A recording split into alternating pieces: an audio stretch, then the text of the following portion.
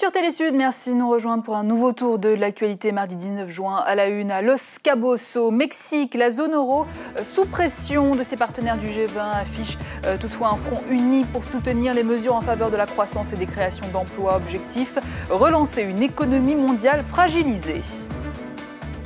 800 000 nouveaux réfugiés en 2011, un nouveau record selon le Haut Commissariat aux réfugiés qui vient de publier son dernier rapport. Un triste record à la veille de la Journée mondiale des réfugiés.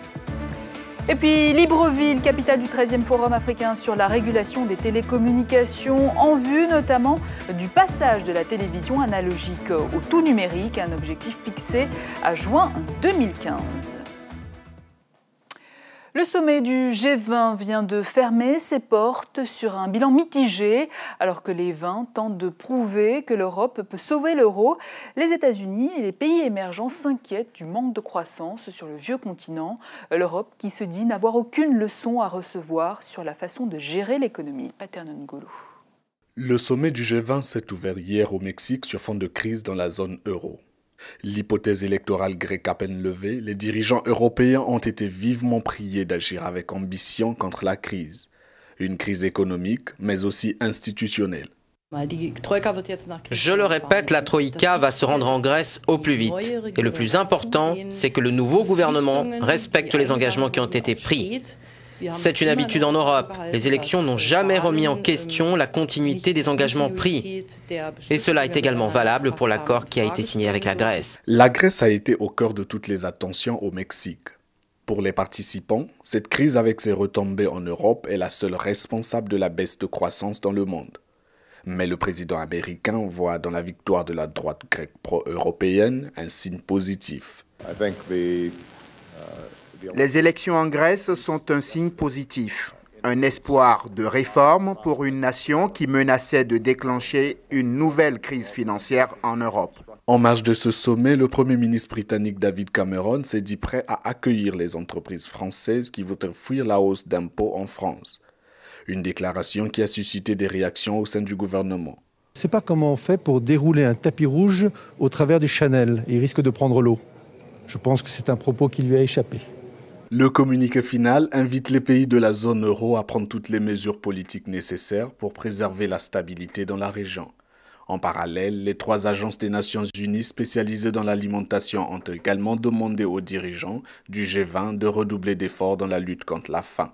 Un message qui intervient à la veille du sommet Rio+20. Et justement, lorsqu'un sommet se ferme, un autre s'ouvre, celui de Rio+20, où les négociations piétinent. Parmi les points de désaccord, l'idée de l'économie verte ou encore la mise en place d'une institution chargée de la gestion des risques environnementaux et écologiques. Et sur les efforts de l'Afrique, c'est Denis Sassou Nguesso, chef de l'État congolais, qui en est le porte-drapeau. Boris Agabit. À moins de 24 heures de l'ouverture des travaux de la conférence de Rio+20 au Brésil, les négociations des experts s'éternisent. Les divergences persistent sur le document final intitulé « L'avenir que nous voulons ». Néanmoins, la centaine de chefs d'État et de gouvernement a une responsabilité historique, décider de l'avenir de la planète.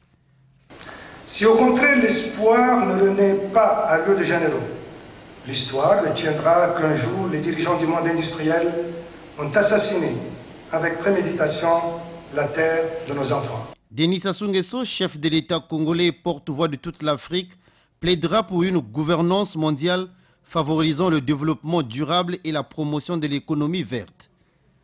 Sur la route qui conduit à la promotion de l'économie verte, l'Afrique dispose de nombreux atouts.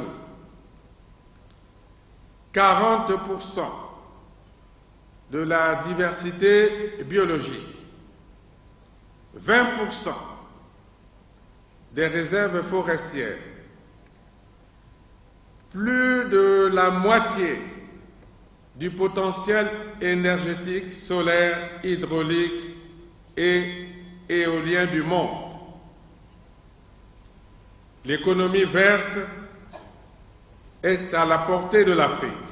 Alors, il faut oser continuer à discuter pour parvenir enfin à un accord visant à assurer la survie de l'humanité. Et on vous le disait en titre, l'année 2011 a connu un nombre record de réfugiés. Le Haut Commissariat des Nations Unies pour les réfugiés parle de 800 000 personnes contraintes de fuir leur pays. Un record pas très encourageant alors que c'est demain que célébrer la journée mondiale des réfugiés. Paternon Goulou. Demain, la communauté internationale célèbre la journée mondiale des réfugiés. À cette occasion, le Haut Commissariat des Nations Unies pour les réfugiés vient de publier un rapport pour l'année 2011. Un document qui présente la situation des réfugiés à travers le monde. La souffrance humaine se mesure à grande échelle. Il semble que ces crises anciennes ne meurent jamais, que ce soit en République démocratique du Congo, en Somalie ou en Afghanistan. Nous voyons les réfugiés arriver de plus en plus en situation de crise prolongée. 70% d'entre eux sont sous la protection du HCR depuis 5 ans. Environ 4,5 millions de personnes ont fui leur domicile l'année dernière en raison de l'instabilité. La Côte d'Ivoire, la Libye, la Somalie ou encore le Soudan figurent parmi les exemples les plus cités par le HCR. Il y a enregistré un très grand nombre de réfugiés.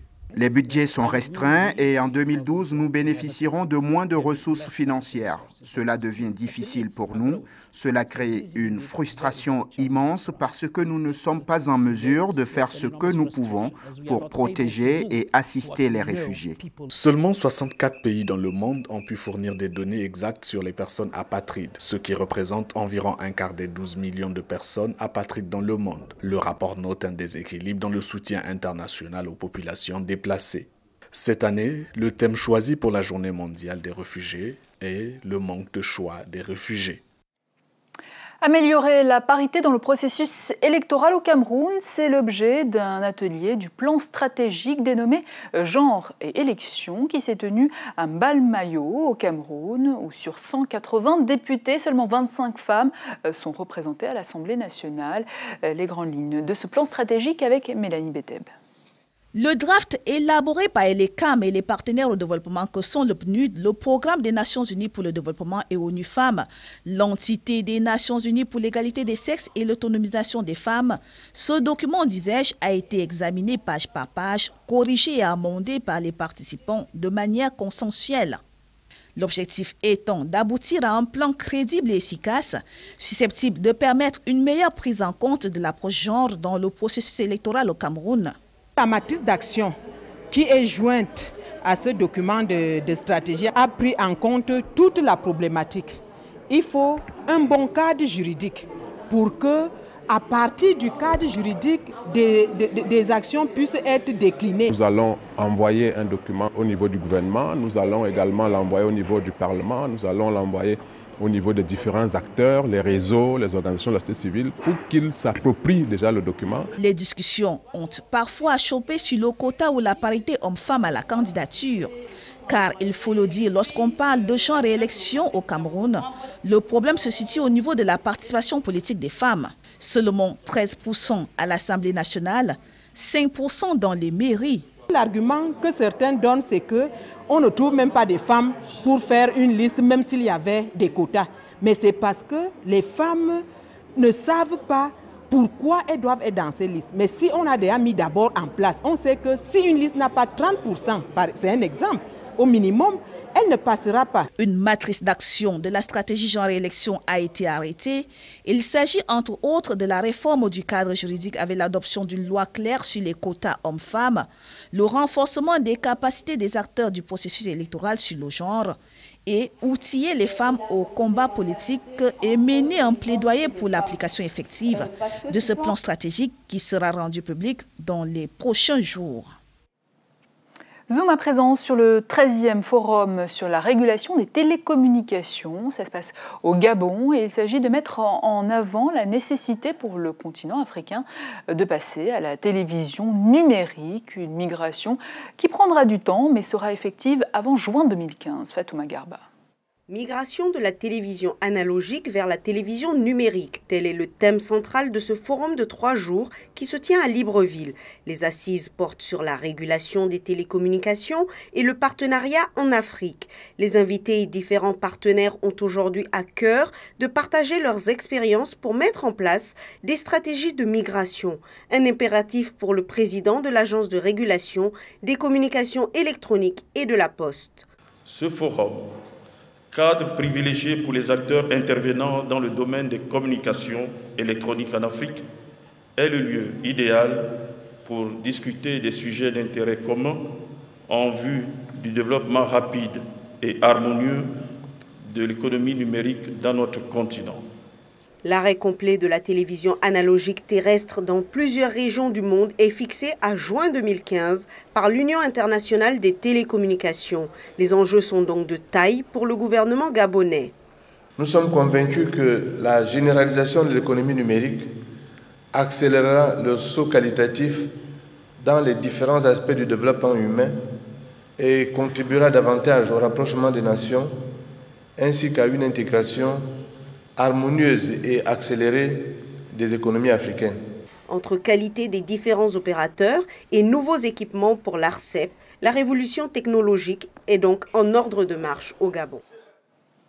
Et étant à présent de clore cette édition, mais avant je vous rappelle l'une des informations principales développées dans ce journal. Fin du sommet du G20 au Mexique, bisbille entre dirigeants européens, enterrement de la taxe sur les transactions financières, pression sur la zone euro. On retiendra peu d'avancées lors de cette réunion des grands dirigeants de la planète. Le grand gagnant, le FMI, qui a vu sa capacité de prêt renforcée. Voilà la fin de ce journal.